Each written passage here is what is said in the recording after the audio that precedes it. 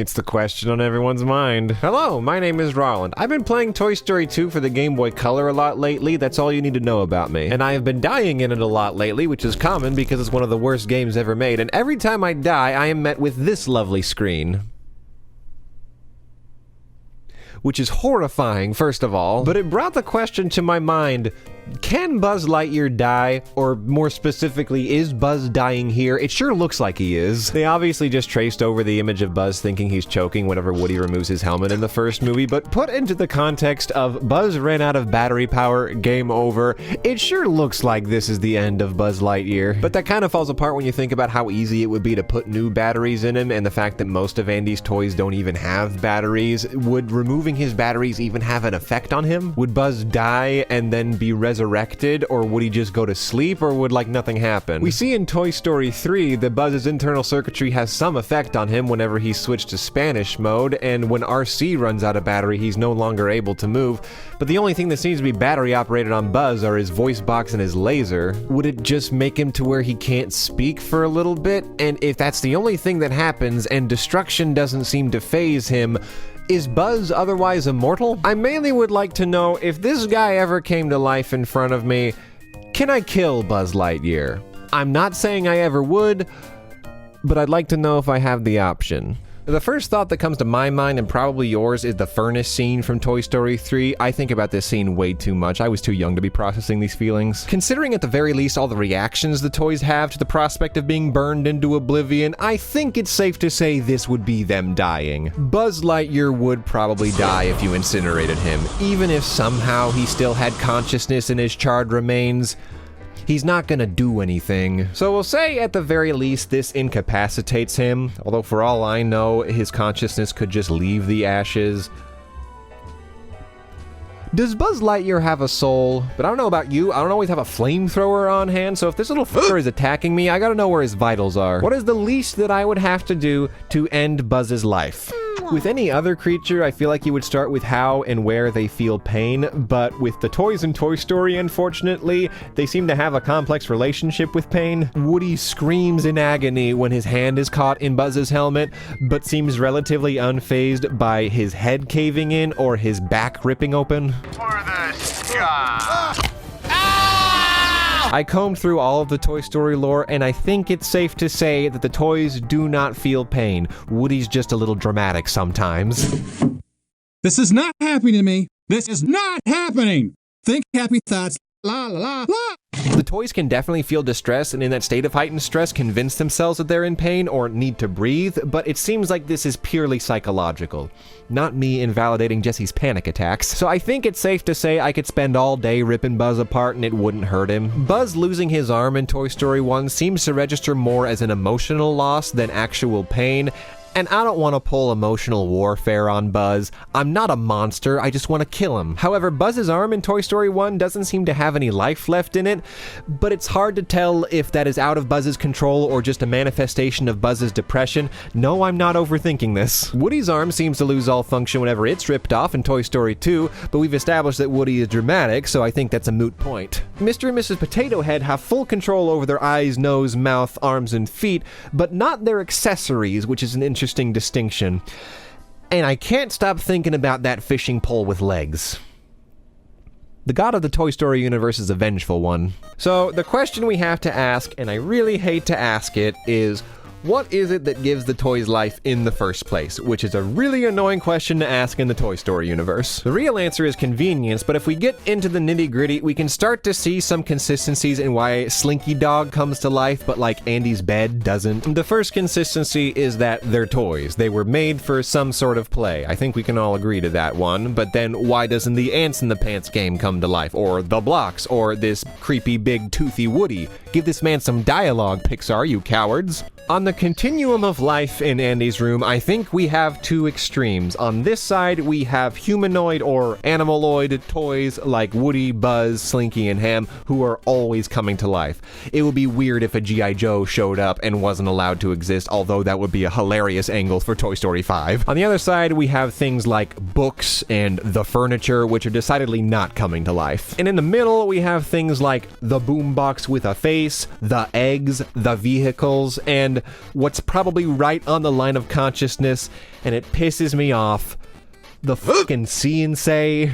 One easy qualifier we can identify is that the toy has to have some sort of cohesion. It has to have some sort of main form. Board games are just a jumble of accessories. They don't get to come to life, but individual pieces have the potential to, like the barrel of monkeys. If we look at everything, the only consistency I can seem to find is that the things that get to come to life have some sort of personifiable quality. They all play on the pareidolia effect, the phenomenon where we see faces and meaningful shapes in arbitrary places. The boombox with a face gets to come to life because it has a face and feet. Lenny gets to come to life because he has eyes and feet. The hockey puck gets to come to life because it has arms and feet. You start to get the idea. To come to life, you have to have some sort of body-ish, or a face, or a voice. For example, Mr. Spell has his own unique voice, so that one makes sense to me. And his body is kind of rounded, so he looks less like a machine, so sure. Whereas the walkie-talkie, while it was made for play and has rounded edges, the voice that's coming out of it is somebody else's. It would take a lot of imagination to give it its own personality. And the Etch-a-Sketch, you can draw a face on it. Maybe that one's on the line too. I don't know why the See and Say is alive. I think they just made it alive because it makes crowd shots look more interesting. The See and Say in Toy Story 3 sure doesn't seem alive, and if it is, that adds a whole new layer on that scene that I'm not ready to unpack. If I had to venture a guess, I would say that the distinguishing features for the See and Say are that, like Mr. Spell, it does technically have its own unique voice, and these kind of look like feet. I don't think it has anything to do with the images that are on it, because if that had anything to do with it, then why don't, like, the posters come to life, you know? So, at its most basic expression, for a toy to come to life, it has to be made from inanimate materials for the purpose of play, it has to have some sort of form that elicits pareidolia, and it has to establish some sort of meaningful connection with a human, ideally a child. The most surefire thing that's going to give a toy life is being played with. Buzz comes to life for the first time after being taken out of his box and played with by Andy. However, there's cases like the display window Buzz, the display toys in Small Fry, Stinky Pete, and Zurg to account for. I think if there's enough direct focus from a human, it can elicit life to start even without physical contact, but it's just not as common. So Stinky Pete was likely picked up by a kid in his box who begged their parent for them, didn't end up getting him, and suddenly he was alive and left to rot on that shelf for decades. So if the toys are made from inanimate material, made by humans for a specific purpose and brought to life through meaningful connection with humans, then I think the toys are golems, or at least some close facsimile. A golem is an ancient Jewish folklore creature made from mud and dirt, given life through magic, usually religious or sacred tomes. Stay with me now. If we boil down the concept, it's the best account we can make for the toys in Toy Story. Inanimate materials, shaped in some form, usually humanoid, but mainly just needing some sort of personifiable quality, brought to life through magic. The magic in this case, I guess, would have to be inadvertent, although I would love for Toy Story 5 to involve Woody and Buzz coming across a Hebrew sorcerer. I've set my laser from stun to kill. Ah, great. Yeah, and if anyone... I'm guessing the magic would have to be, quite generally, the human capacity for imagination. In the Toy Story universe, the playful imagination of children manifests in literal magic that binds to the toys and allows them to live. Believe it or not, this actually clears up a lot of discrepancies in the Toy Story mythos. This would mean that every toy in the Toy Story universe has the capacity to come to life, but whether or not they do depends on what form they take and how much creative magic is expelled in their vicinity. If a toy takes on a humanoid form, it doesn't take much for it to come to life. This would explain why seemingly every Barbie in Al's Toy Barn comes to life, but the Bugs Life toys do not. Since the Barbies are literally humans made of pure plastic, they are probably the most pure golems and can come to life at just the slightest bit of stray magic. And the ones that fall in the middle, like Etch and the See and Say, we can just account for by saying that Andy played with them at least once in a capacity that granted them that life. It's not unheard of for a child to just playfully walk around a little toy like this, and doing that one time probably granted the See and Say the ability to walk, which explains why the one in Toy Story 3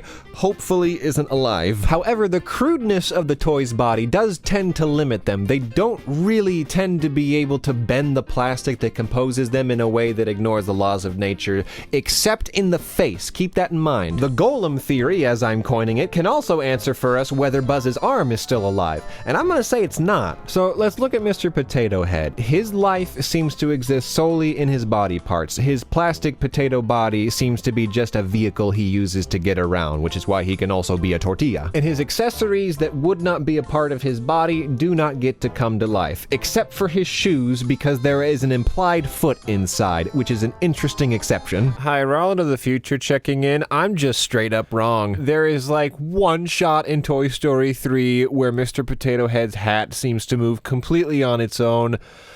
I have no fucking clue why. But that is the nature of this toy. The identity of Mr. Potato Head exists in the combination of his body parts. That's why he's able to swap out his eyes, even though we never see it in the movies. So due to a combination of the details on his parts, the fact that they're made of pure plastic, and the explosive creative potential of playing with Mr. Potato Head, each of his individual parts gets to be separately alive, even when miles apart from each other. Mr. Potato Head may be the most powerful creature in the Toy Story universe, and that's fine. We're going up against Buzz, not him.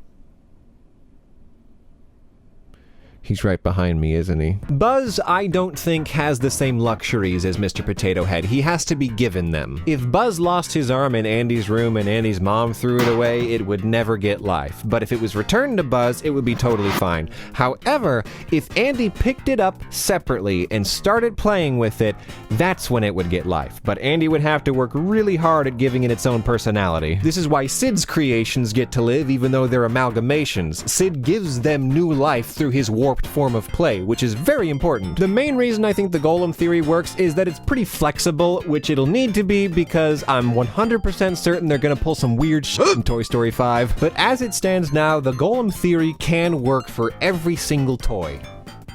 Except the Zurg belt buckle and Small Fry. I have no idea why that thing is alive. So if we humor my theory, the toys are golems given life through the incredibly powerful but seemingly accidental magic of the humans in this world. This is great news because you can totally kill golems. This is horrible news because it's incredibly difficult to kill golems. Golems are inherently resilient. You can stab them over and over again and it won't do anything. You can cut off their arm and all they'll do is put it right back on. What you usually have to do is disrupt the connection between the magic and the inanimate material, i.e. removing the insignia that's usually on their foreheads. Is Dr. Cortex from Crash Bandicoot a golem? The problem with Buzz is that he doesn't have any Hebrew characters on his forehead. That's always been my critique of his design. There doesn't appear to be any such insignia for the toys. I think the stand-ins in this universe are faces and or voices. If a toy has a very detailed face, it not only gets full control over its body, but it has access to a very broad emotional landscape that someone like Mr. Spell seemingly has to miss out on. Although again, I would love Toy Story 5 to explore Mr. Spell's unseen emotional landscape. Any toy without a face seems more like a botched, incomplete golem that's brought to life in spite of convention, so I think the face is the power source of most of these golems. The more detailed the face, the more powers that are offered to the golem, including potentially telekinesis, but I don't want to go there. So probably my best bet with removing Buzz's life is somehow getting rid of his face, but we still have to reckon with the batteries of it all. If we crack open this bad boy, we can see that the batteries don't really control a whole lot. It's really just his voice box and his laser, but I still can't ignore the fact that in Toy Story 3, when he switched to demo mode, he is rendered briefly lifeless. If I had to venture a guess, I would say that similar to how the toys can convince themselves that they're feeling pain in moments of high stress, anything that messes with Buzz's internal circuitry sends a shock to his system that can disrupt his life force. The only reason I can think of this being the case is that electricity is very volatile. Like, the fact that Woody gets to exist without his voice box and it have no effect on him makes me want to say that the internal mechanisms of a toy have no effect, but that just doesn't seem to be supported by the rest of the series. Fitting Buzz into the golem theory, despite him having a humanoid form, detailed face, and his own voice, I think he's still one of the weaker golems. I think the sum of all his parts does grant him more powers. He's arguably the most athletic toy we see, and he can fly sometimes, but I think each of the things that grants him more abilities is very fragile. So remove his batteries, and while it probably won't even affect his voice, his overall capacity for life will diminish. If it's anything like switching to demo mode, it could cause a disruption between his life and his body. It could send a response to immediately shut down that Buzz could fight, but we don't know if he's equipped to. I think this will effectively launch him back to square one, causing the magic to expel from his body, but the magic will hang around to see see if it can latch back on. If I take advantage of that time and somehow remove his face, I think that would cause his life force to dissipate, effectively rendering him dead. The amount of play a headless, battery-depleted Buzz would need in order to come back to life is pretty vast, so all I would have to do is ensure this husk of a body doesn't get played with. And that, ladies and gentlemen, might be your best bet if you ever wanted to kill Buzz Lightyear. So this was all my long-winded way of saying, Pixar, since you're so insistent on making Toy Story 5 and are leaning into sequels, I just want you to know it's only going to be a matter of time before you have to show us what happens when a toy dies. You've gotten real close, you can't keep avoiding it forever. Not because it's the right thing to do, but because the longer you hold on to these characters and make them go through life lessons and kids, the more we can't help but wonder that them going on and on, well past their expiration date, growing old and decrepit, is actually a worse fate than them just getting to rest. Just something to think about. So if you find yourself the target of an aggressive Buzz Lightyear action figure, don't worry. No matter how short you are, you have the height advantage. Just follow my 4-step easy takedown procedure. So number 1, grab that back plate, pull from bottom to top, pop that sucker right off. Number 2, take the palm of your hand, pop him once in the chest, dislodge those batteries. This will disorient him. Take advantage of that. And number 3, grab his left arm, twist that bad boy right off. This will trigger a trauma flashback. I lied, of course I'm gonna go for emotional warfare. And number 4, finish him off by snatching that head. If you were too slow to get to step 4, he's gonna try to bite you. Don't worry, his teeth are made of plastic, he can't do any real damage. But if you really don't want to deal with it, go ahead, take your index finger and your thumb, wrap it around that neck. Should be just fine. Then throw that little guy in the microwave, select popcorn, that should finish him right off. If he's still screaming after the end of the cycle, just hit popcorn again, eventually he'll tucker himself out. After that, just don't invite your nephews over for a while for a number of reasons, and your Buzz Lightyear problem should be over.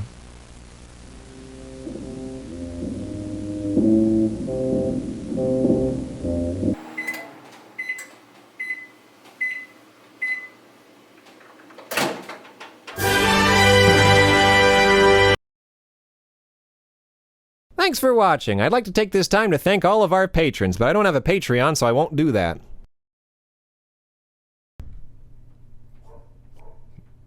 Oh, that dog. Love that dog. Every time I game over, I am met with this lovely screen. Nothing.